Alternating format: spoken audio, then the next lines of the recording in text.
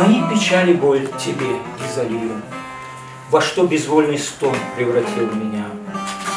Разлук, тоску и скорбь тебе изолью.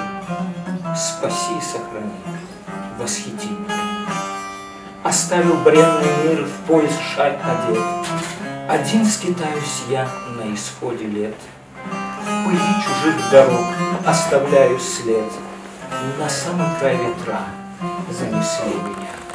В библиотеке имени Гаспринского провели мероприятие, посвященное 70-летию поэта и переводчика Сергея Дружинина. В читальном зале собрались его друзья, коллеги и родные, общественные деятели и поклонники его таланта. Важная грань творчества Сергея Дружинина – переводческая деятельность. Он мастерски перевел на русский язык стихи крымских ханов и крымско-татарских классиков Ашиха Умера и Бекира Чобанзаде.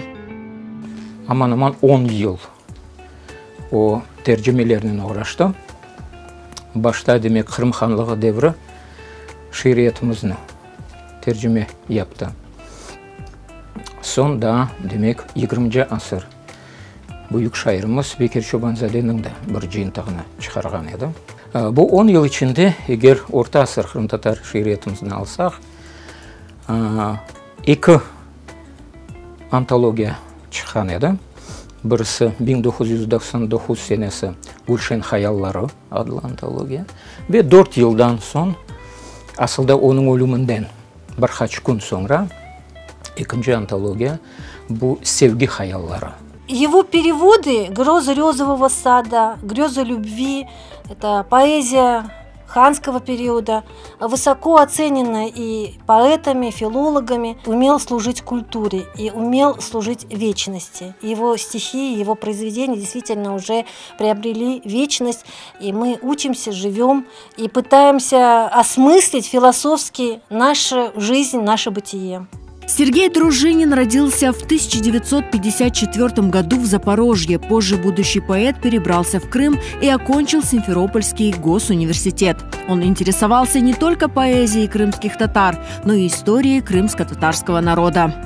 Сергей Александрович Дружинин зенаты boyunca tarihçi edi ve hususan Kırım tarihini pek yaxşı bileydi ve bu Kırım tarihini alsak Kırım Tatarlarının da statusunda bizim tarihimizde pek bu tarih Kırım'ın tarihindeki bizim yerimizin de pek yaxşı bileydi ve aslında Kırım Tatarlarının büyük dostu edi.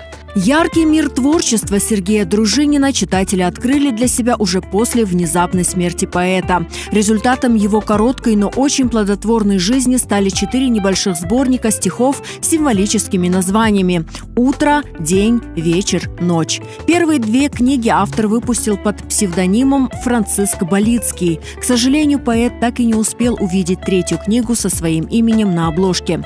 А 4-я была выпущена посмертно вдовой поэта Татьяной Дружининой. Он был настоящим историком, он не просто по учебникам учился, он в архивах очень много работал.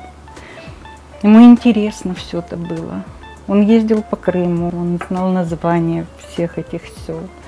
Он интересовался культурой. Многие не знали языка крымско-татарского, не знали поэтов. И пусть через русский язык, но крымские татары будут знать свою культуру, знать своих поэтов. Сергей Дружинин трагически погиб в 2003 году, оставив большой след в крымско-татарской литературе и сердцах крымских татар.